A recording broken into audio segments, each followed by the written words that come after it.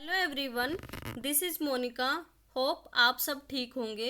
आज हम इस वीडियो में डिस्कस करेंगे Vygotsky social and culture development. जो वाइगोत्स्की ने थ्योरी दी थी उसका नाम क्या है? Social and culture development. He was from Russia. ठीक है। अकॉर्डिंग टू वाइगोत्स्की, बच्चा खुद से इतना नहीं सीखता जितना दूसरों से सीखता है।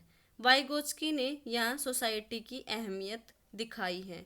उन्होंने बोला है कि बच्चा खुद से कुछ नहीं सीखता, वो सोसाइटी में रहता है और दूसरों से ही लैंग्वेज सीखता है और लैंग्वेज उसकी डेवलपमेंट को अफेक्ट करती है।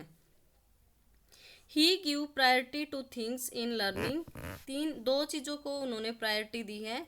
एक तो दी है सोसाइटी को और एक लैंग्वेज को। एक तो कि भी वो सोसाइटी में रहेगा तभी बच्चे की डेवलपमेंट होगी, सोसाइटी में रहेगा तो लैंग्वेज सीखेगा और लैंग्वेज उसकी डेवलपमेंट को अफेक्ट करेगी। Domain of development is first is social domain, second culture domain and third is language. Means development को कौन कौन से डोमेन अफेक्ट करेंगे। भी बच्चा सोसाइटी में रहेगा तो सोसाइटी से ही लैंग्वेज सीखेगा। बच्चा सबसे पहले सोसाइटी से सीखता है, सोसाइटी से इन्वॉल्व होता है। और कल्चर डोमेन क्या है? First and main domain society के साथ कल्चर से सीखता है। Third domain is language. He give importance to it. According to him, with language only social interaction can develop. Vygotsky बोलते हैं कि भाई बच्चा पहले सोसाइटी में रह के लैंग्वेज सीखता है और उसी से उसकी डेवलपमेंट होती है। देखो, प्याजे ने के थॉट अलग थे। प्याजे के अकॉर्डिंग क्या है कि थॉट पहले आती है और लैंग्वेज बाद में आती है। कि प्याजे के अकॉर्डिंग कि बच्चे की डेवलपमेंट पहले होती है और स्टेज टू स्टेज जाने के बाद फिर बाद में वो लैंग्वेज सीखता है। ठीक है।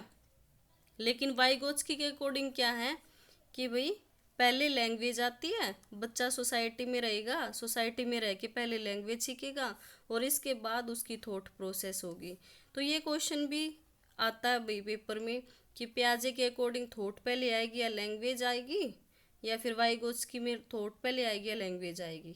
तो ये याद रखना कि वाइगोत्स्की किस पे ज़्यादा प्रायोरिटी करते हैं? सोसाइटी की। भी बच्चा सोसाइटी में रहेगा, अपने से बड़ों को छोटों को देखेगा और उसी से लैंग्वेज जल्दी सीखेगा। तो मतलब वाइगोत्स्की के अकॉर्डिंग सबसे पहले क्या आएगी? लैंग्वेज। लैंग्वेज के बाद क्या आएगी?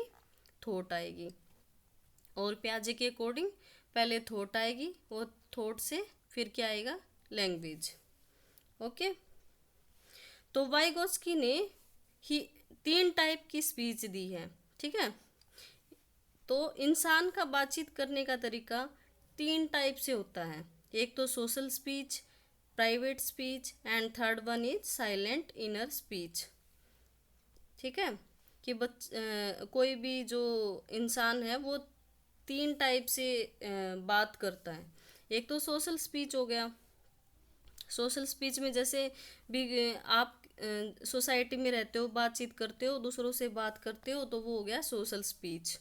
सेकंड हो गया प्राइवेट स्पीच। प्राइवेट स्पीच में जैसे बच्चा खेलता है, खुद को रेगुलेट करने के लिए ना अपने आप को गाइड करता है, लेकिन बोल के करता है, तो वो अपने आप से बात कर रहा है, तो वो प्राइवेट स्पीच हो गया। ठीक है। इसमें इंसान खुद को रेगुलेट करता है, खुद को ही गाइड करता है। अकॉर्डिंग टू प्याजे, दिस स्पीच इज मीनिंगलेस।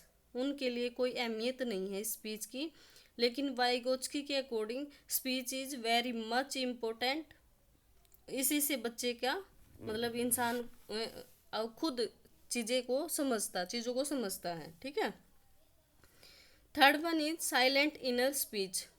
जब किसी भी चीज़ को समझने के लिए हम मन ही मन में पढ़ते हैं या फिर किसी चीज़ को समझते हैं, इसमें हम खुद से ही बात कर रहे होते हैं, तो इसको बोलते हैं साइलेंट इनर स्पीच। ये 3 टाइप के स्पीच वाइगोत्स्की ने दिए हैं। Okay.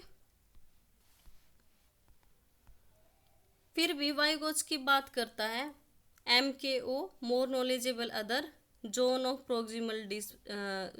Proximal development. Development, scaffolding, ये थ्री जो ये चीज़ें हैं इसमें से भी क्वेश्चन आता है भाई, ठीक है। जैसे मोर नॉलेजेबल अदर के बारे में, मोर नॉलेजेबल अदर क्या है, देखो एक बच्चा है, ठीक है, वो साइकिल चलाना सीखना चाहता है और उसका लेवल कितना है, वो यहाँ पे है, ठीक है। लेकिन अब वो पेरेंट्स की हेल्प से साइकिल सीख जाता है तो वो इस लेवल से इस लेवल तक पहुंच जाता है, ठीक है। तो इस लेवल तक पहुंच गया तो इसको बोलते हैं हम स्कैफोल्डिंग।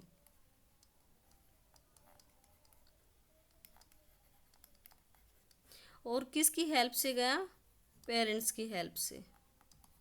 तो पेरेंट्स को क्या है यहाँ पे, मोर नॉलेजेबल अदर, ठीक है। तो स्कैफोल्डिंग भी हो गया और मोर नॉलेजेबल अदर भी हो गया। तो इस स्टेज से मतलब यहाँ पे बच्चे को साइकिल नहीं आती थी लेकिन पेरेंट्स की हेल्प से वो इस स्टेज तक चला जाता है, ठीक है। तो इस बीच में जो गैप होगा ना, ये गैप होता है ZPD, ठीक है, ZPD।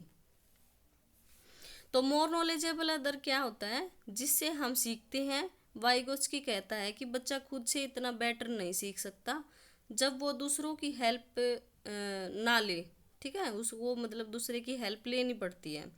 और जिसकी भी वो हेल्प लेगा वो ज़्यादा नॉलेजेबल होगा, ठीक है। जोन ऑफ प्रॉक्सिमल डेवलपमेंट क्या है कि भाई आप इस लेवल से इस लेवल तक जाते हो तो ये जो बीच में गैप है इसको हम ZPD बोलते हैं।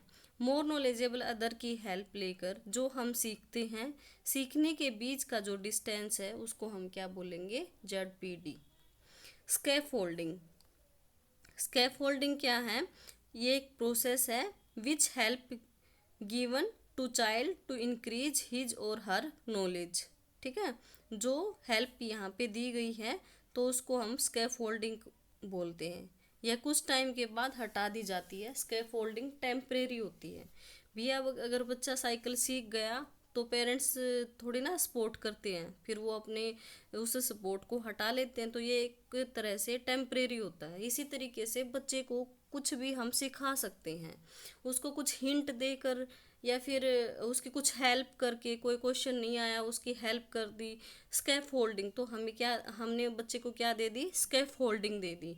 तो मीन्स ये एक प्रोसेस है। और स्कैफ होल्डिंग कौन करेगा, मोर नॉलेजेबल अदर, या वो आपसे छोटा हो बड़ा हो कोई भी हो जिससे आपको हेल्प मिल रही है तो वो क्या होगा, मोर नॉलेजेबल अदर, ठीक है। और एक लेवल से जहाँ पे आपको चीज़ें नहीं आती थी, टास्क नहीं कर पा रहे थे आप, लेकिन वो दूसरे की हेल्प से उस टास्क को कंप्लीट कर लेता है, किसी चीज़ को सीख लेता है, तो वो जो बीच का गैप होता है उसको हम क्या बोलेंगे, zone of proximal development. Okay. According to Vygotsky कि भाई रेसिप्रोकल टीचिंग होती है इसमें, मतलब जब हम किसी को कुछ सिखाते हैं तो उससे भी हम कुछ सीख रहे होते हैं, ठीक है। तो ये क्या होगी, रेसिप्रोकल टीचिंग। जैसे मैं यहाँ पे आपको पढ़ा रही हूँ लेकिन यहाँ पे मेरे भी कॉन्सेप्ट क्लियर हो रहे हैं, तो ये क्या हो गया, रेसिप्रोकल टीचिंग। जब हम किसी को कुछ सिखाते हैं उससे कुछ सीखने को मिलता है, this type of teaching is called reciprocal teaching. Reciprocal teaching ने की किसने बात की है, वाइगोत्स्की ने। Okay, thank you so much.